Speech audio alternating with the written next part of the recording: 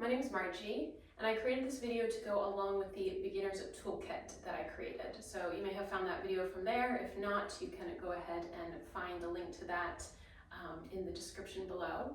We'll dive right in. This is just to give you a visual for the postures that I described in that toolkit. So we'll start with a grounding posture, which is also great for improving posture. So you'll just bring your feet to about hips distance apart, ideal if you do this barefoot. Feet parallel, arms down by your sides. Turn your palms to face forward, so there's a slight external rotation of your arms.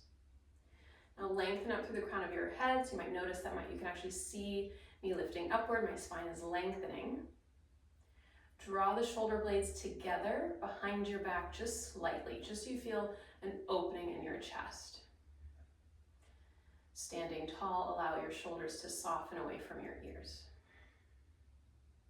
Now notice, I'm going to turn so you can see, you might have landed in this posture and you might feel as though your tailbone and your sacrum are sticking back, belly is pressing forward. You can see I have a slight back bend here.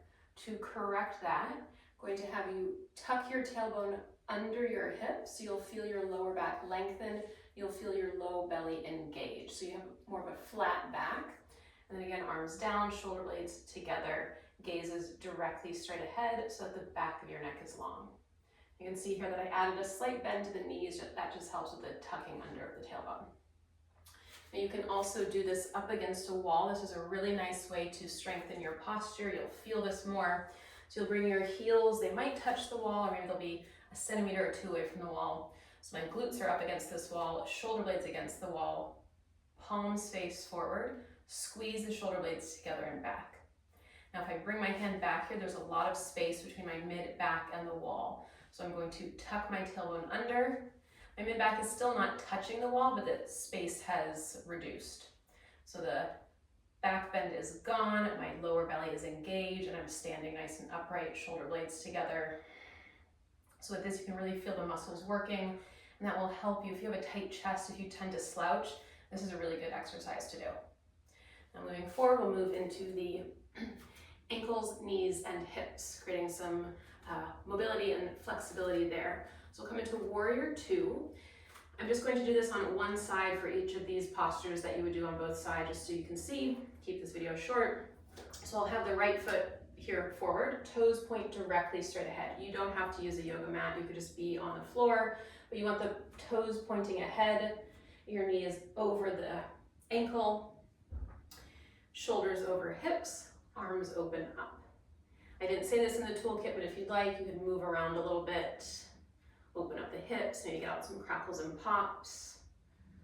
And then I encourage you to sink a little bit lower, look forward out over the right fingers. Shoulders are relaxed, but arms are still strong. Take a few deep breaths. On to the next posture, tree pose. So this is for balancing, also strengthening the muscles of your feet and your ankles. This is so, so important. They found that ability to balance is linked to stronger cognition as you age. So very important. We'll just do this with the right foot down here. So you can have your hands to your hips to start, or hands can come to chest center. Either way, you'll bring either the left toes just gently touching the floor inside of the ankle. You can lift the foot to your inner shin. Maybe you have a chair close by or just a wall.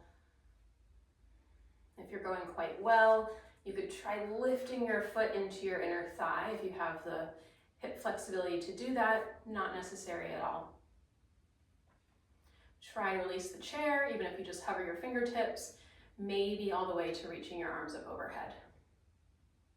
Hold this for a few rounds of breath. All right, coming down onto hands and knees. So you'll want to at least be on a rug, blanket. Even if you're on a mat, you could bring a blanket under your knees for a little extra support. A few rounds of cow and cat. Hips over knees, shoulders over wrists, spread your fingers wide. Press your belly down toward the mat or whatever, floor. Lift your heart up, look up. As you look up, allow your forehead to relax. Take a breath in. Exhale, round your spine. I'm engaging my core. It's almost like a crunch here. press the mid-spine up toward the ceiling. Press your hands firmly into your mat, chin toward chest. You'll do this a few more rounds. I'll just do one more so you can see. As you inhale, you lift your chest and your head. As you exhale, you round your spine, engage your core. The last posture in that beginner's toolkit was a seated forward fold. You'll bring your legs straight ahead. If there's this deep bend in the knees, that's fine. You could even bring a rolled up blanket or towel under the knees for support, or even without that support, you can just have the knees slightly bent. I encourage you to reach up, lengthen your spine, take a breath in, and as you exhale, fold. It is not about touching your toes, hands land wherever they can reach. You could use a strap, a belt, a rope, whatever you have handy, and bring it around the soles of your feet if you are just here. I should have grabbed a strap, but we'll do that next time. Either way, you're just folding forward. You'll feel this in the backs of your legs as well as your back.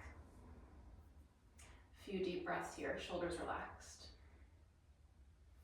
So that is it for the postures from that toolkit. Please subscribe or check out the toolkit itself in the link below. I'll be posting videos regularly, here to support you.